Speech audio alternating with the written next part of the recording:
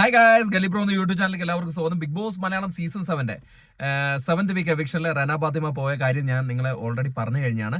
അപ്പോൾ അതിന്റെ അടിയിൽ കുറെ പേര് കമന്റ് ആയിട്ട് ചോദിക്കുന്നുണ്ട്, എവിടെ പോയി, ആര്യൻ പോയില്ലേ എന്ന്. അപ്പോൾ അതിനൊരു ക്ലാരിഫിക്കേഷൻ തരാൻ വേണ്ടിയിട്ടാണ് കേട്ടോ പെട്ടെന്നൊരു വീഡിയോ ചെയ്തത്. കാരണം നമുക്ക് ആ സമയത്ത് സമയമില്ലായിരുന്നു. എത്രയും പെട്ടെന്ന് നിങ്ങളുടെ മുമ്പിൽ ന്യൂസ് എത്തിക്കുക എന്നുള്ളൊരു കാര്യം കൊണ്ടാണ് റന ഫാത്തിമ മാത്രം പോയി എന്നുള്ള വീഡിയോ ചെയ്തത്. ഇപ്പം ആര്യന്റെ കാര്യമാണ് എല്ലാവരും ചോദിക്കുന്നത്. കാരണം ഇന്ന് രാവിലെ തൊട്ട് പല വാട്സപ്പ് ഗ്രൂപ്പുകളിലും നമ്മുടെ സോഷ്യൽ മീഡിയയിലൊക്കെ ആര്യൻ പോയി, റന ഫാത്തിമ പോയി, ഡബിൾ എവിക്ഷൻ ആണ് എന്നൊക്കെ പറഞ്ഞിട്ട്.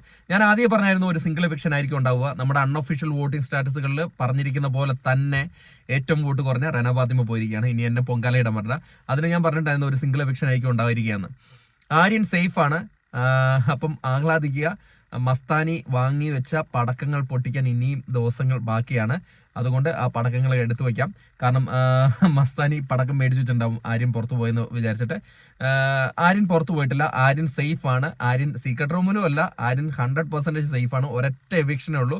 അത് സൺഡേയിലാണ് ടെലികാസ്റ്റ് ചെയ്യുന്നത്. സൺഡേയിലാണ് ഈ സംഭവങ്ങൾ ടെലികാസ്റ്റ് ചെയ്യുന്നത്. ഇന്നത്തെ എപ്പിസോഡ് ഞാൻ രാവിലെ പറഞ്ഞു ഒരു തണുപ്പൻ എപ്പിസോഡായിരിക്കും. ഒരു കൂളായിട്ട് ലാലേട്ടൻ എല്ലാവരും കൂളാക്കുന്ന ഒരു എപ്പിസോഡായിരുന്നു എന്ന് ഞാൻ രാവിലെ വീഡിയോ ചെയ്തിട്ടുണ്ടായിരുന്നു.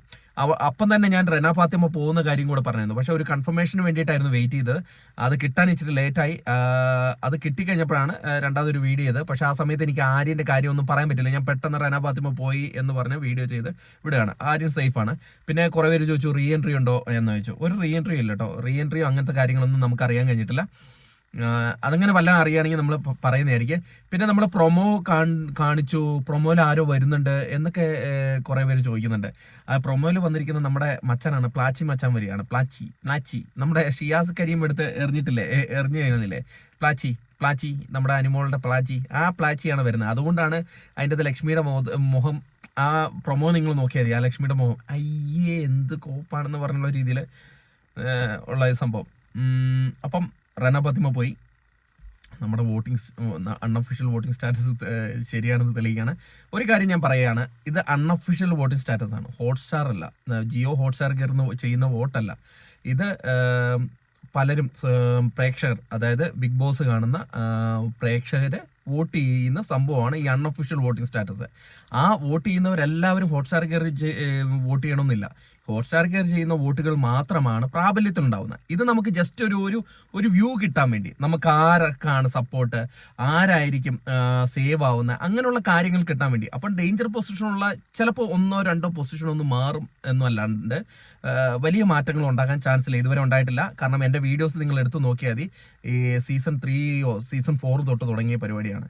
അപ്പം ആരും തെറ്റിദ്ധരിക്കുന്ന ഒഫീഷ്യൽ ആയിട്ടുള്ള കാര്യമാണ്. ഇത് ഒഫീഷ്യൽ അല്ല. ഇത് ബിഗ് ബോസ് കാണുന്ന പ്രേക്ഷകര് സോഷ്യൽ മീഡിയയിൽ നടത്തുന്ന പോളാണ്. അത് ആ പോളിന്റെ അടിസ്ഥാനത്തിൽ പെർസെൻറ്റേജ് കാൽക്കുലേറ്റ് ചെയ്തിട്ടാണ് നമ്മളൊരു വോട്ടിംഗ് ഇടുന്നത്. ആ പെർസെൻറ്റേജ് കാൽക്കുലേറ്റ് ചെയ്തത്. അപ്പം ആരും വിചാരിക്കേണ്ട അത് എന്നിട്ട് ചോദിക്കും നീ കഴിഞ്ഞ തവണ പറഞ്ഞ ആളല്ലല്ലോ പോയെ. കഴിഞ്ഞ തവണ പറഞ്ഞ ആളില്ലെങ്കിൽ അതിന് തൊട്ട് മുന്നിലുള്ള ആൾ പോയിട്ടുണ്ട്. അല്ലാണ്ട് വലിയ ഡിഫറൻസ് ഒന്നും വന്നിട്ടില്ല. ലാസ്റ്റ് നിൽക്കുന്ന 2 പേര് ഡേഞ്ചർ സോണിലാണെങ്കിൽ അതിൽ ഒരാൾ പോകും. അപ്പോൾ ഈ തവണ നമ്മൾ പറഞ്ഞ റന ഫാത്തിമ തന്നെ പോയി. അപ്പോൾ അങ്ങനെയും കൂടെ ഒന്ന് ചിന്തിക്കേണ്ടതുണ്ട്.